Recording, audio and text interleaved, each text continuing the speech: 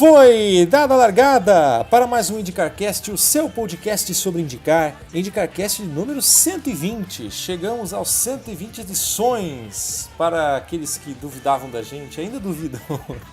Estamos aqui com 120 edições, aqui com o pessoal na mesa.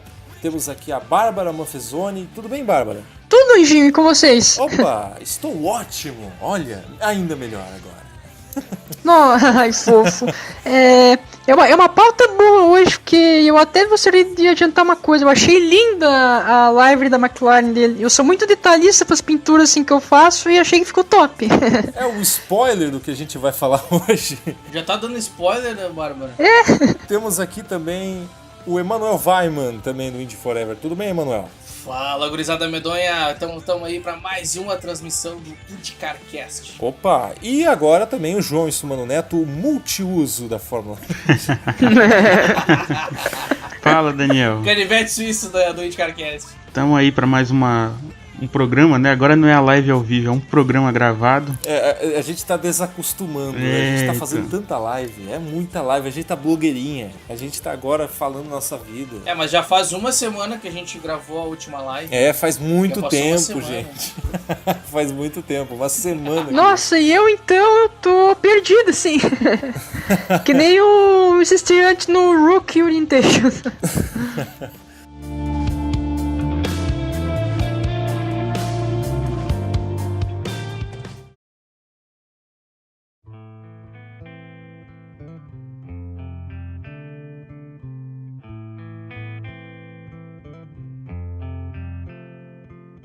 Bom, pessoas, a gente vai comentar exclusivamente, olha como esse cara é importante, né? Alguns detestam ele.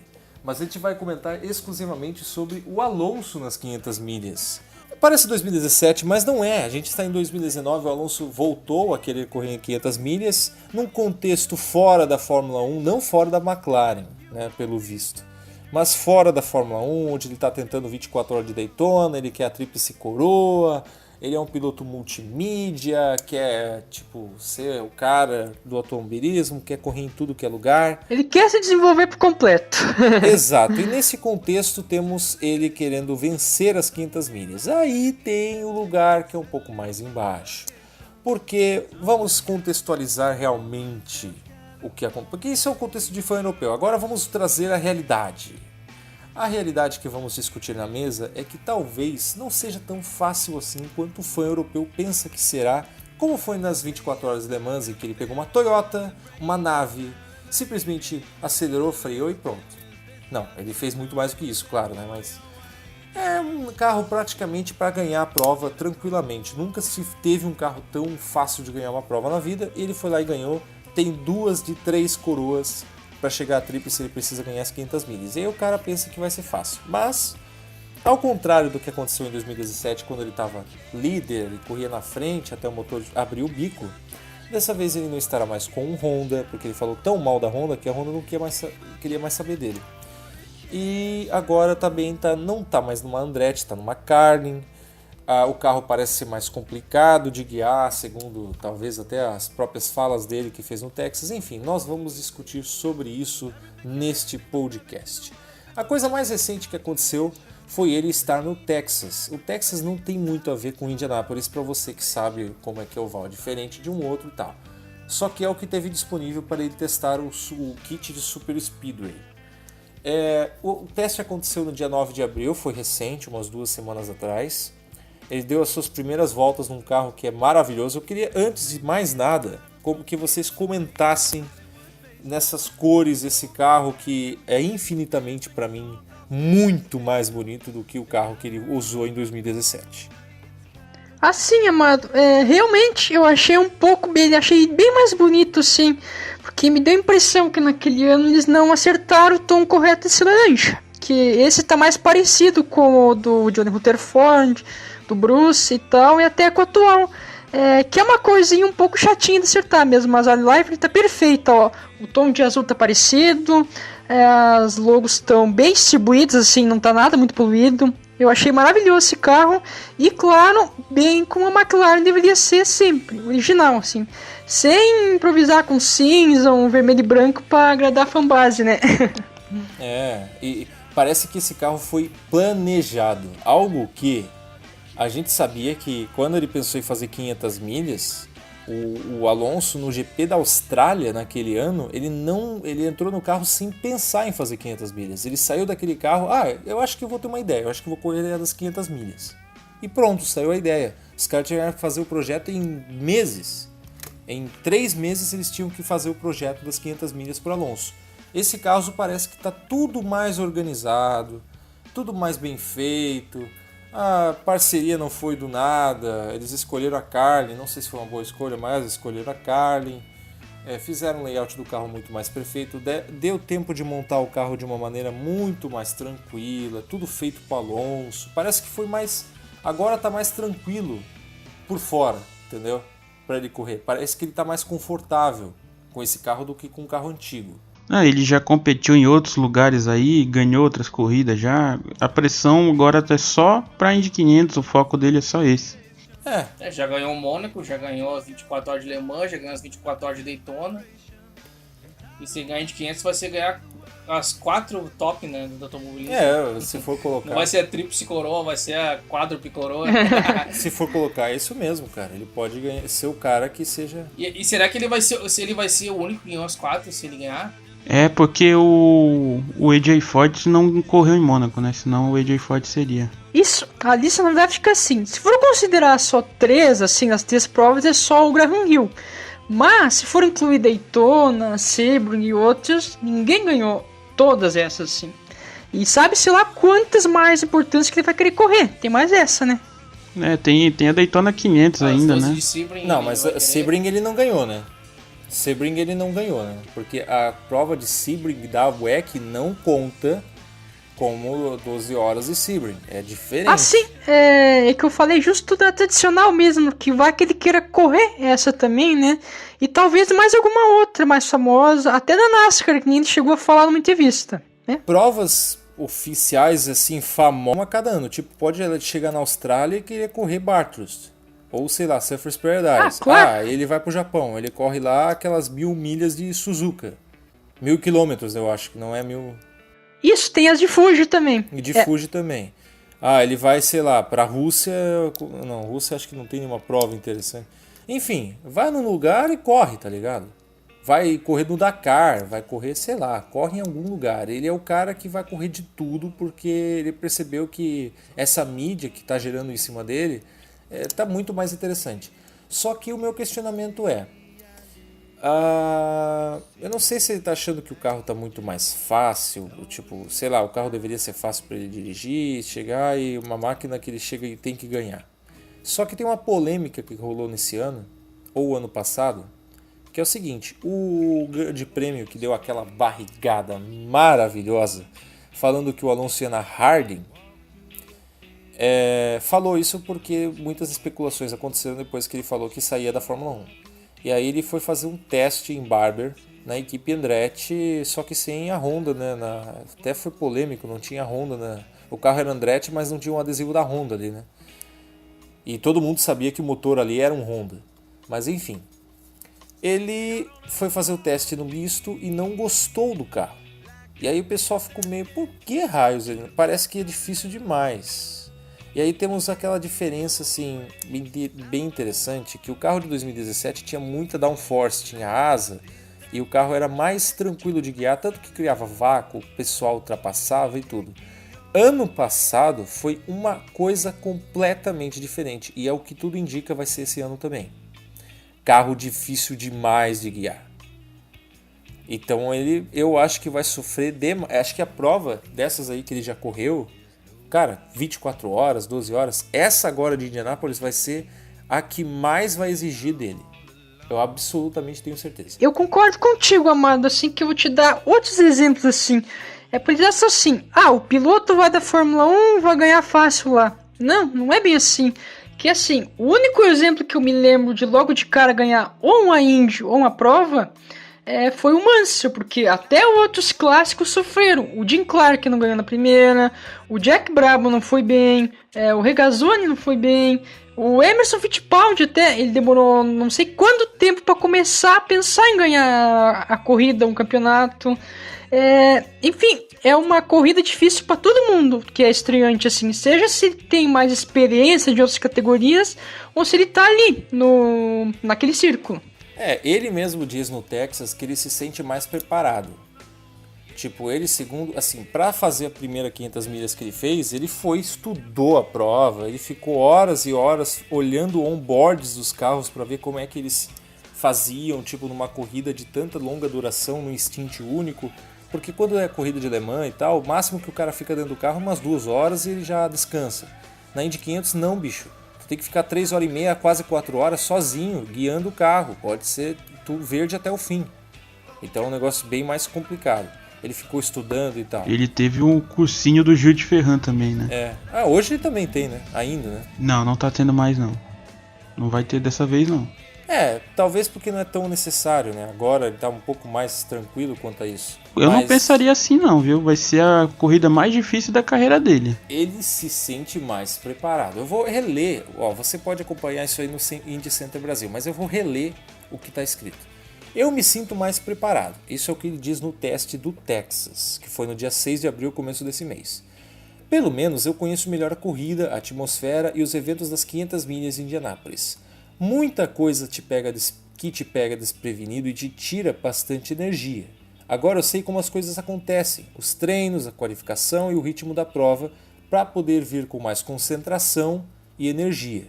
Eu quero revisar cada corrida do passado, começar do zero com os engenheiros e no simulador, assim como eu fiz quando entrei pela primeira vez nesse projeto de correr em Indianápolis, para me preparar o máximo possível. Nessa fala específica dá pra ver que o cara ele quer se preparar, ele é um cara dedicado. Ele vai lá e estuda, ele vai lá e pega, ele vai lá e quer saber como é que funciona, ele quer saber se consegue fazer de pé embaixo, se não consegue. Isso é bom e ótimo pra ele. Ele abraçou não só a corrida como a categoria em si, eu achei isso bom. Mas então, aí eu discordo, ele não abraçou a categoria não. Será? Não, porque se ele tivesse abraçado, ele ia correr na Indy full time. É mesmo, Anjinho, tem razão. Aí eu concordo. Eu concordo. Ele não demonstrou interesse e uma pena, né? Eu gostaria de ver ele full time, mas... Ele só demonstrou interesse na Indy 500 porque é a Indy 500. Ele vai correr em Pocono então? Não, ele não vai correr em Pocono. No Texas? Não. Ele correu no Texas Speed Test, mas ele não vai querer correr no Texas com uma corrida de normal. Ele só vai correr nas 500 milhas porque é as 500 milhas. Tanto que quando chegou no... Ele correu no Texas, ele treinou no Texas para conhecer melhor o carro em oval. Só isso. Sentir a alta velocidade com esse kit novo que para super oval é uma porcaria. Não... Realmente, entendendo o ponto de vista melhor, eu concordo que...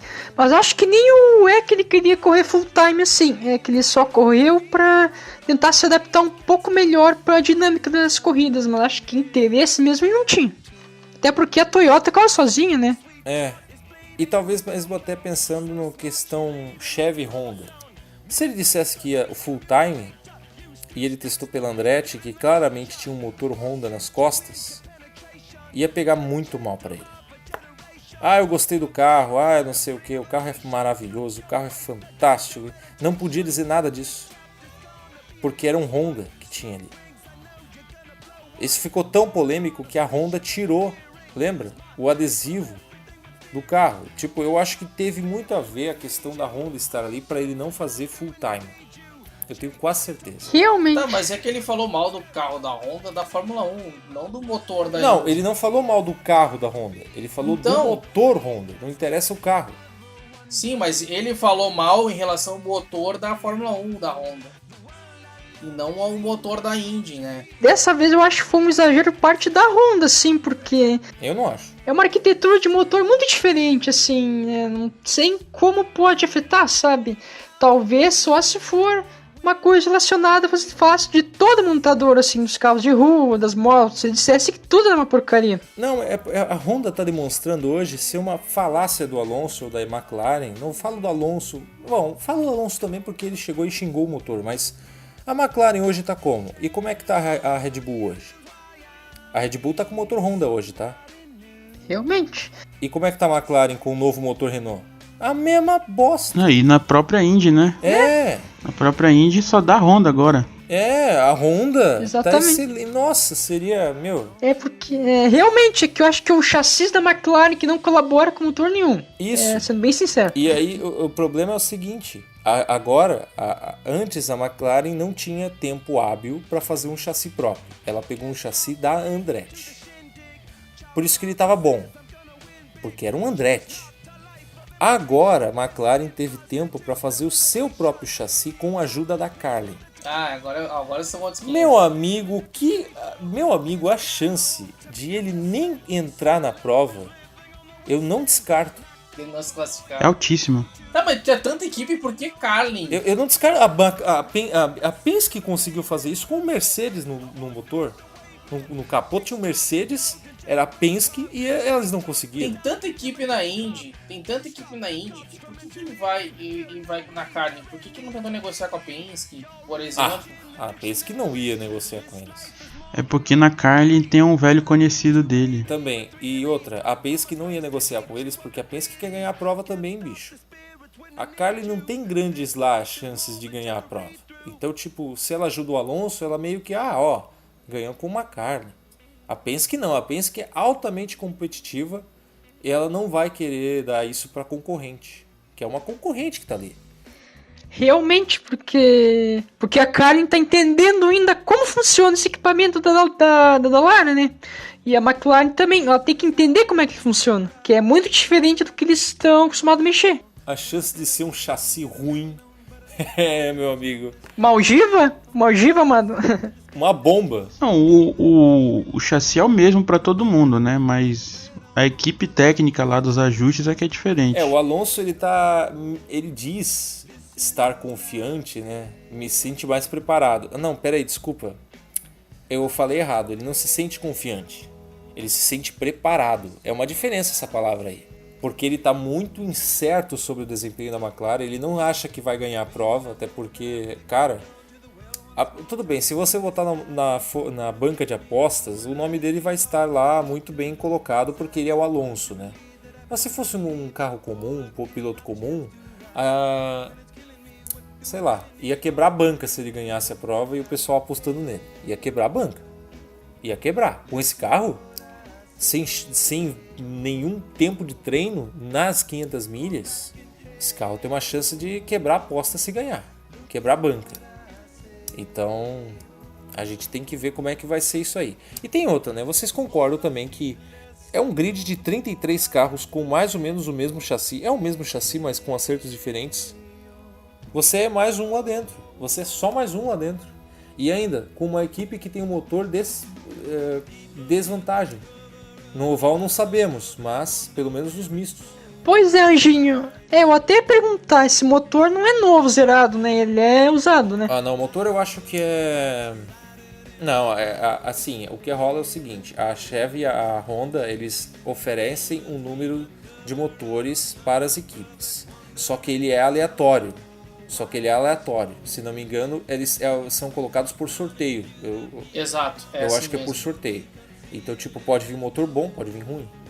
E quem compra é a Indy, né? A Indy compra e repassa e a Indy faz esse sorteio. Aliás, como é que ele entrou nesse carro do Texas? Ele já tem um motor para ele? Eu acho que já, né? Porque as equipes já estão montando. Não, mas né? não é o mesmo motor que ele vai correr lá. Não, mas eu digo, as equipes já devem estar montando seus carros para as 500 milhas. Então eu acho que ela já deve estar recebendo o motor.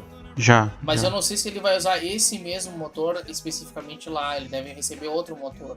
Pois é, mas esse sistema da plaquetinha ali de sorteio me confundiu um pouco. Eu não sabia que era assim. Eu achei que você negociava com a Ilmor, né? Que é preparo Chevy, e com a HPD, que é o Honda. Isso acontecia talvez antigamente, mas... Até porque é o seguinte, Daniel, ele vai querer entrar na Indy 500 com um carro com motor zerado. Ele não vai querer com um motor que já foi andado. Vai ter menos chance de quebrar. Ele não quer o motor que já levou pau, é isso? Por isso que eu acho que ele vai treinar no Texas, mas não vai usar o mesmo motor, né? Não, na Indy, nas 500 milhas é motor zerado. Ah, sim. Era só essa minha dúvida. Eu acredito que esse motor aí deve ser o do chassi reserva. Pode ser. Acho que tem todo sentido. E antigamente não. Nunca na IRL nunca teve essa história de negociação direta. Sempre quem negocia é a Indy. Ela compra e ela fornece o desconto para as equipes revendendo. Ah, sim. Ela tem uma porcentagem no lucro, A talvez? comissãozinha. Isso, o comichão. Não, ela não tem. Ela dá um incentivo, na verdade. Ela pede dinheiro, porque ela compra mais caro e vende mais barato. Ah, sim, entendi. Ela subsidia parte do custo do motor. Isso, é um subsídio. É essa palavra que eu queria lembrar. Sabia que tinha uma palavrinha certa, mas não lembrava o esquema do negociado assim. Pessoas, vamos relembrar os dados dele. Ele largou em 5º lugar há 2 anos e chegou em, acho que 10º, né? 10º porque estourou o motor. Não foi 10º não. Ele estourou o motor faltando algumas voltas pro fim. Ele chegou lá atrás, né? Vai dar umas 20, 30 voltas. Eu acho que ele chegou depois dos 25, acho que 20º, não sei quanto. Que apesar com a vitória do Rossi, foi uma prova difícil pra Honda, porque o motor tava mais beberrão e ele tava quebrando os montes. Mas deu pra conseguir. Foi vitória do Sato. Do Sato? É, realmente, eu confundi o ano, sim. Rossi 2016. Mas a questão, vamos pegar a classificação. Vocês acham que ele, 5º lugar? Eu tenho absoluta certeza que ele não vai tirar um 5º lugar de novo. Vai ser pior o desempenho. Não, aquele carro que ele usou, como você já tinha falado antes, ele era um Andretti. Ele era, pra mim, o melhor Andretti, porque é o Andretti que era feito só pra Indy 500, que o Tal Zambel usou ele no ano anterior e tava indo muito bem até fazer uma caca no pit. Ele tava indo bem, acho que ele tava até liderando a corrida, daí ele bateu com o Hélio dentro do pit e aí ele entregou a corrida dele, mas ele tava muito bem. Isso mesmo, e numa outra corrida ele também foi bem, só que daí ele bateu com o Seixas Caran. Então, esse carro que ele tinha na mão era o melhor carro da Andretti, era o que tinha mais chance de ganhar a corrida. Também acho. Eu espero que ele tenha se preparado bem, que eu até vi uma entrevista dele falando que só foi fácil o teste porque ele andou sozinho. Que quando ele andar no meio da galera, com turbulência, com tudo, não vai ser fácil, não. Pois é. Então, aí que eu tô pensando nisso também, cara. Porque, vamos lá, ele largou em 5º, até foi meio tranquilo, porque ele chegou em 1º na primeira parte da prova. Antes da bandeira vermelha por causa do acidente do Dixon, ele liderou a prova. Porque ele tava largando lá na frente. Se ele não larga lá na frente, tipo um 20º, 30º lugar, entre 20º e 30º, vai ter todo aquele pelotão de carro do lado, com um carro super difícil de guiar, sem downforce, que roda fácil. Bicho. Vai ficar um enxame de abelhas assim, vai ser ensanduichado em algum momento. Cheio de turbulência. Nossa senhora, o cara vai sacrificar ali, cara. Olha, no meio dessa corrida aí, na hora que ele andou mais pro meio do pelotão, teve uma hora que ele deu uma salvada que foi impressionante e o carro era cheio de downforce. Verdade. Agora aquele carro do ano passado, que até o Hélio Castro Neves, que era acho que o mais experiente do grid, rodou porque não conseguiu segurar o carro, eu acho muito difícil ele conseguir sequer se classificar. Pois é, o Elinho rodou, cara. O Hélio Castro Neves rodou com esse carro, bicho. Eu considero o Hélio um piloto com talento, bicho. Conseguiu rodar. Pois é, amadinhos, tem essa possibilidade que se houver um bump day maior, ele possa ficar fora. Não é impossível. Se o carro for uma ogiva, por exemplo, acho que ele pode ficar fora. E pensar o tamanho da vergonha mundial que vai ser pra ele. Rapaz. Nossa, principalmente até da própria fanbase da Fórmula 1, que ela sempre infla os pilotos dela, né? Não, vai ser engraçado a gente ver, por exemplo, um Chilton da vida, um Ericsson classificar e o Alonso ficar fora. Nossa! Nossa! Nossa O Rossi então vai ser muito melhor do que ele. O pessoal falando, o Rossi, Marúcia, Indy é fácil. E não sei o que. Mas, cara, quantas corridas o Rossi fez na Fórmula 1? Ou até o Ericsson mesmo, vai ser uma fábrica de memes isso aí. Cara. O Rossi eu nem considero Fórmula 1, cara. Não, pois é. Ele mudou o que? Na Marúcia e Caterham? Uma ou duas corridas, cara. E ele já tá há quanto tempo na Indy já? Não, o Rossi andou de Caterham, tá ganhando na Indy. O Chilton andou de Marúcia e já foi líder das 500 milhas lá. O Ericsson pegou a Sauber na fase ogiva e tá ali entre os 10. Supondo assim. Vai ser uma fábrica de memes. A Indy é fácil. O Alonso ganha. O problema é, se o Alonso não faz isso... o Hamilton tá certo. O Hamilton é melhor piloto que Alonso. Cara, isso é nojento também, porque... O Hamilton claramente não tem nenhuma intenção de deixar a Fórmula 1. Se deixar a Fórmula 1 é pra se aposentar. É que ele não é um racer, entendeu? Ele não quer correr de mais nada. Ele quer lá deitar na casa dele. Não. Ele sabe que se correr vai passar vergonha. E aí ele não quer sair, tipo... O Alonso ele vai correr até, sei lá, dizer chega. E numa hora dessa ele vai perder desempenho. Tipo, tá ganhando tudo e todos, ele tá com a moral lá em cima. Chega em Indianápolis e pode nem se classificar, meu amigo. Aí pode rolar vários cenários sobre... se ele fica na McLaren, a McLaren não deu um carro bom para ele, nunca deu um carro bom na Fórmula 1, o motor da Honda não era o problema, era o chassi, blá blá blá. Isso pode acontecer porque... Ó, a McLaren deu um carro vencedor para ele em 2007 e ele desperdiçou. Porra, 2007 também, né? Ela tinha o melhor carro do Pô, grid. mas era um carro top, cara, era pra ele ser tricampeão. Aliás, eu não sei nem como que eles conseguiram perder pro Raikkonen, cara. Pois é, E Conseguiram. o azarão. Eles perderam entre eles, né? É. Na última prova, o Hamilton atrapalhou todo mundo e conseguiu entregar uma corrida que era deles. Eles inclusive largaram na frente do Raikkonen. Não, a única vez que o Raikkonen sorriu na vida... a falta de sintonia no McLaren naquela época já era grande. Não, e um aprontava pra cima do outro, né? O Alonso ficou parado sem arrancar pra deixar o Hamilton perder tempo lá no treino. Pra não conseguir classificar. Na Hungria, né, foi essa preservada. Eu não lembro qual era a corrida. Mas assim, ó, ele teve um carro vencedor e não soube usar em 2007. Não, mas naquela época também era meio arrogante e tal. Hoje tá mais tranquilo. Só que eu acho que se ele deixa de ganhar... Eu já falei. Se ele faz uma prova muito ruim... E o muito ruim é ele classificar em 19º, largada for uma péssima largada, chegar em 25º e por turbulência de um carro da frente, ele bate na, sei lá, 10ª volta. Vai sair... Ele vai sair atirando pra tudo quanto é lado. Exatamente. Eu acho que vai. É porque é do temperamento dele, sim. Ele não consegue lidar com certas frustrações. Olha, as companhias que ele vai ter na equipe são bastante duvidosas. Ele vai estar cercado pelo Chilton e pelo Kimball. É bem capaz do Pato Ward ser o melhor piloto da equipe fácil, como já está sendo. Nossa senhora, eu acho que vai ser mesmo. E o Pato Ward vai ganhar uma mídia com isso impressionante, cara. Tá, a gente tá falando só coisas ruins. E se ele chega e ganha a prova? Aí sim, eu acho que ele merece todo o crédito, entra na história, mas sempre vai ter que... É aquilo, né? Ninguém é unanimidade. Uns vão falar bem, outros vão falar mal. Vai ser assim. Eu acho que vai acabar com a categoria se ele ganhar a prova. Se eu torcer pra ele... Uma coisa é torcer pra ele se dar bem, outra coisa é torcer pra ele ganhar. Eu quero que ele não ganhe. Por quê? Porque se ele ganhar, bicho, a categoria vai ter um nome completamente jogado no lixo. Pois é, amado. Não, eu não penso assim. Se ele ganhou, ele mostrou que ele é o cara. Só isso. Você pode ser uma exceção. Só que a mídia da Indy, que é feita por fã... Bom, ela também tá se estragando, né? Agora também vai ficar só voltada pro estadunidense. Mas a Indy vai ficar muito mal falada. A Indy é fácil, olha o Nigel Mansell. É que não é só um problema só da Indy, entendeu?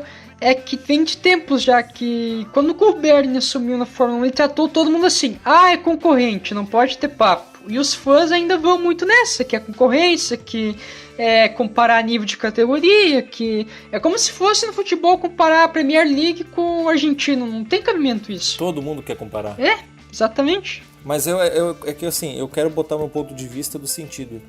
Eu não... Uma coisa é ele se dar bem e querer...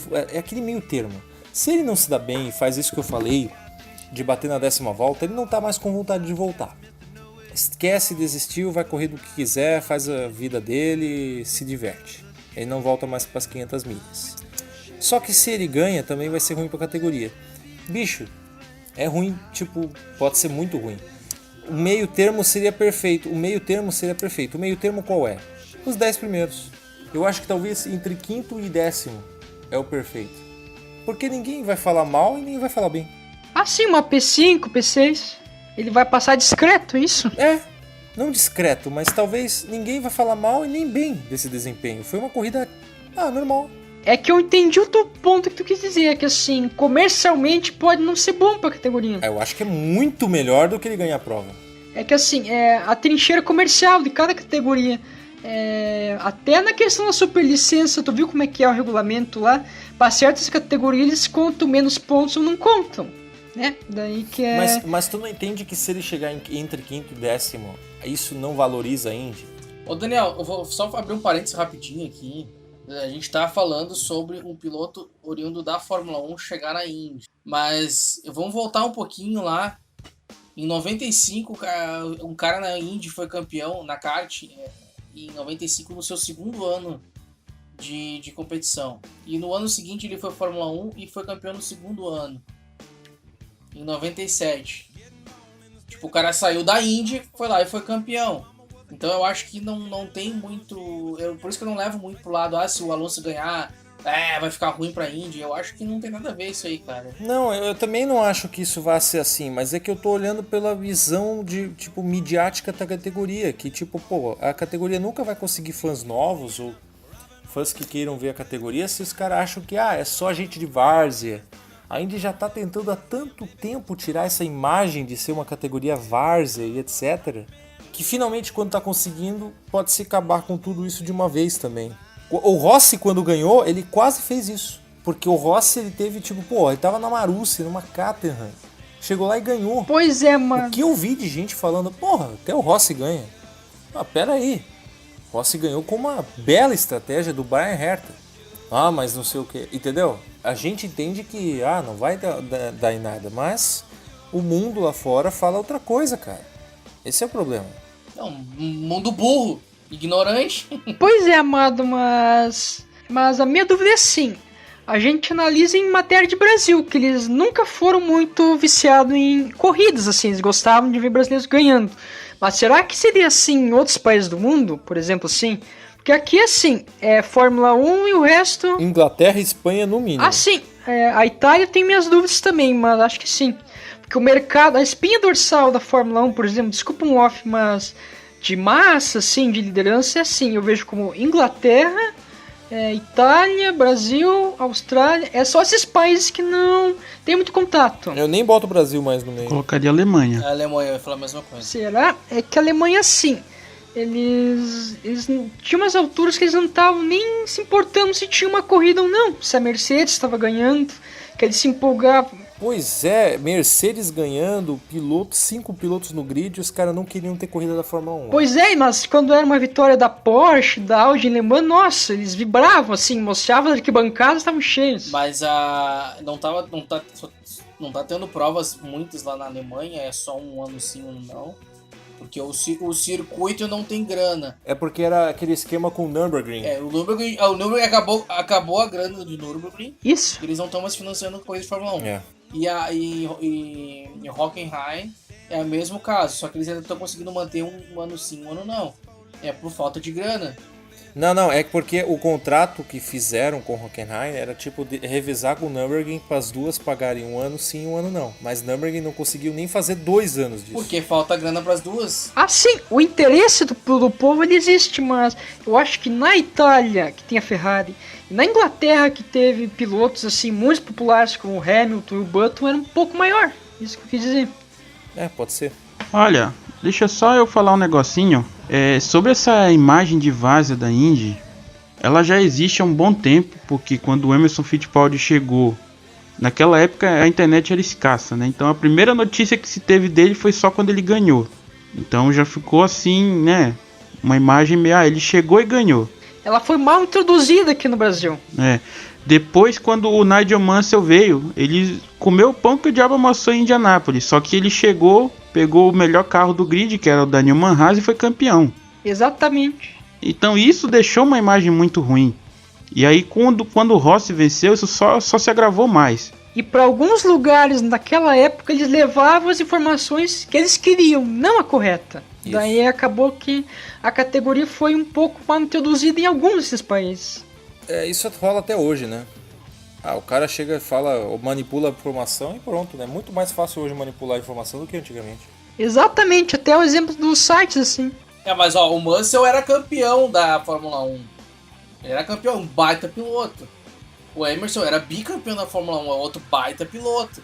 E inclusive o Emerson foi bi na Fórmula 1 e foi só campeão na Indy. Não, mas é que você não entendeu. O Emerson veio na Fórmula Indy. Ele tá velho e aposentado. Categoria de antros velhos aposentados. O Mario Andretti venceu na Indy depois que se aposentou da Fórmula 1. O Emerson venceu na Indy depois que aposentou da Fórmula 1. O Piquet falou isso. Não. O Mario já era tri da Indy quando ele foi pra Fórmula 1. Ganhou na Fórmula 1, voltou e foi tetra. É que o Mario era assim, tivesse corrida de qualquer coisa que tivesse roda, ele tava lá. Ele era arroz de festa, assim, ele em tudo. Ele é o cara guerreiro. O Mario é o cara, assim, é um dos caras. O Mario Andretti quebrou isso aí porque ele foi tri da Indy, foi campeão da Fórmula 1 e aliás só conseguiu ser campeão né? Uma vez lá, depois voltou e foi campeão da Indy de novo. Verdade. O Nigel Mansell já era campeão nas duas, né? O Emerson foi campeão nas duas. E o Villeneuve ganhou, veio da Indy, era um grande piloto, foi pra lá, ganhou e tinha um carro competitivo. Depois nunca mais teve carro competitivo, nunca, acho que não ganhou nem corrida mais. Isso, é que eu notei que o Mario tem uma visão diferente do que é um piloto, assim. Que assim, ele era um cara que corria de tudo, não interessa se era Fórmula 1, assim, e daí ele tem a versão da versatilidade, sabe? Já outros, eles... Assim como o Foyt. Isso mesmo. Já outros pilotos, assim, eles falam muito baseado em uma categoria. Por exemplo, um piloto só da Indy vai ter só ela, talvez a NASCAR como referência. Um da Fórmula 1, só a Fórmula 1, e talvez alguma outra vez que ele corre numa agregada, tipo uma mais próxima comercialmente, tipo DTM, a Fórmula E. Eu acho que assim, a gente tem que olhar o Alonso com a seguinte perspectiva. O Kurt Busch veio fazer a Indy 500 e ele ficou em quinto, ele foi bem, muito bem, o carro era bom, era Andretti também. Nossa, verdade, nem lembrava mais. Mas assim, se o Kurt Busch chega e vence, já ia cair toda a credibilidade, mas ele não venceu.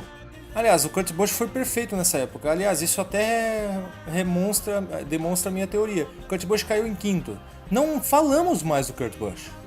A gente não comenta mais sobre o Kurt Busch. A gente esqueceu que o Kurt Busch morreu na Indy 500.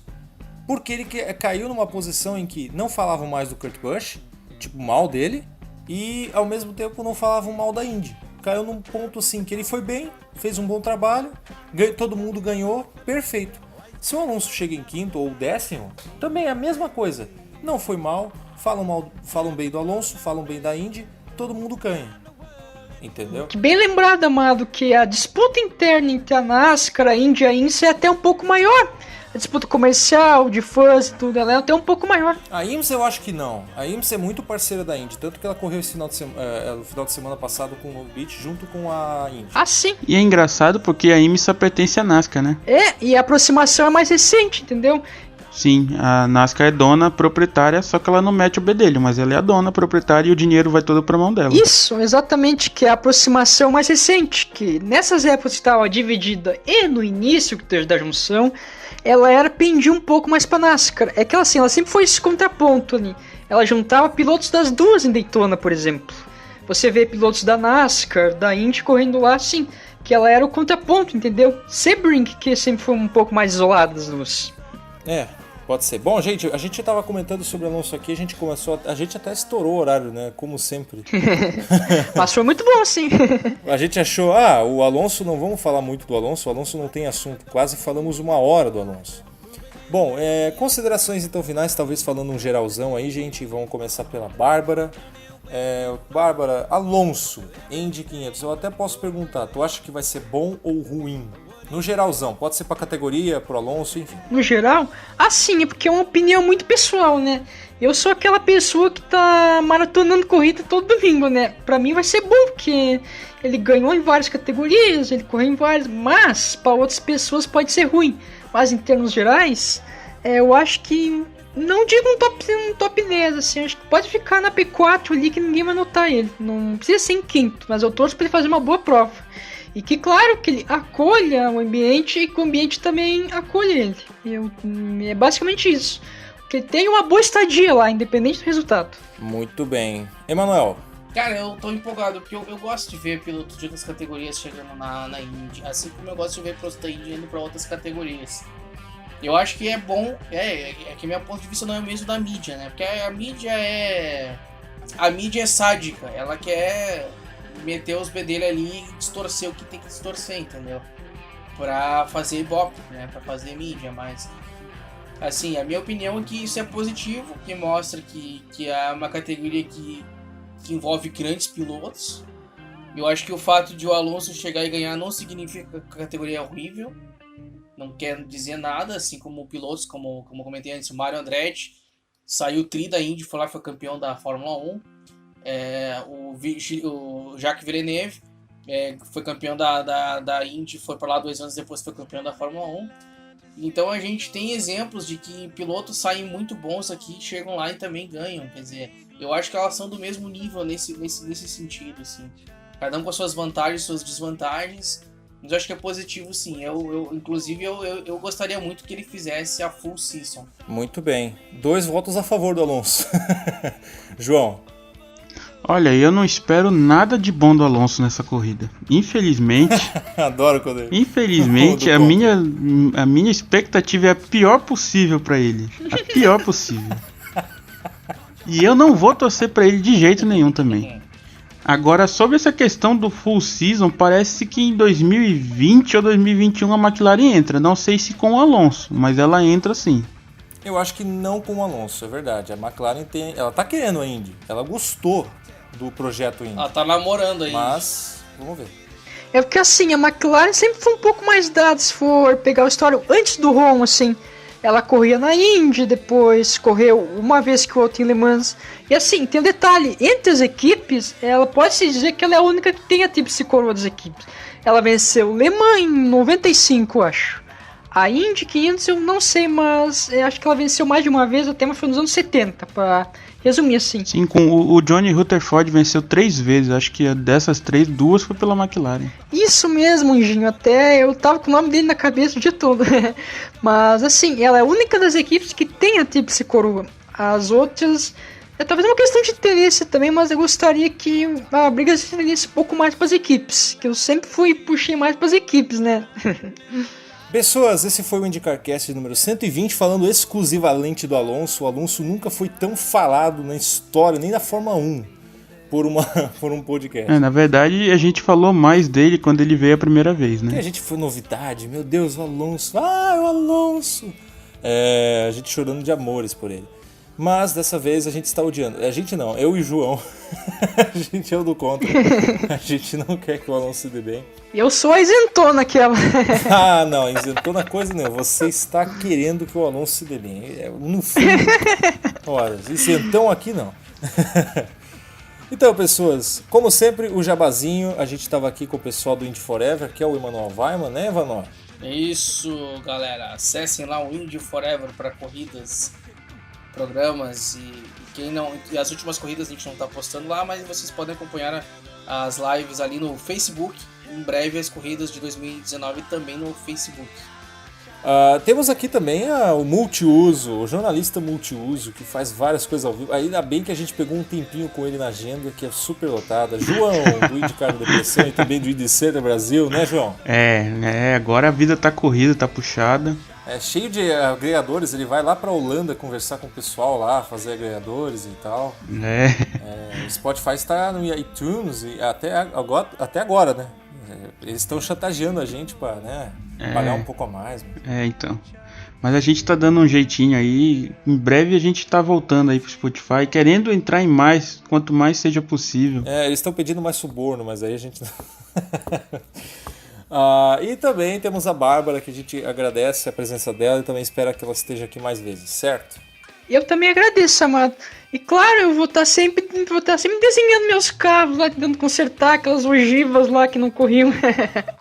Até tem 3. Uma delas é da Indy, vai ser a da Green, que vai ser a terceira do rodízio. Sobre ogivas, a próxima que tu vai pintar é o McLaren Indy 2019. Sim, amado. A próxima bomba. Eu pretendo fazer uma também. Quero ver tu pintar a Green de 2002, aquela pintura de 2002 que é meio metalizado, assim. Sim, ela é muito boa. E tem que ser no chassi, tem que ser naquele Lola 2002 lá. Nossa, eu já tenho 2 pedidos então. Pessoas, também você pode acompanhar o IndyCarCast no Facebook e também no YouTube com outras edições que a gente está fazendo. Mande o seu feedback, fale o seu comentário, bem ou mal, mande o que você acha da gente. Enfim, nós precisamos da sua opinião para saber o que podemos melhorar, o que podemos fazer para melhor experiência para você ouvinte. E vamos dar aquele tchau gostoso entre nós. Tchau! Tchau, Maguinhos! Boa!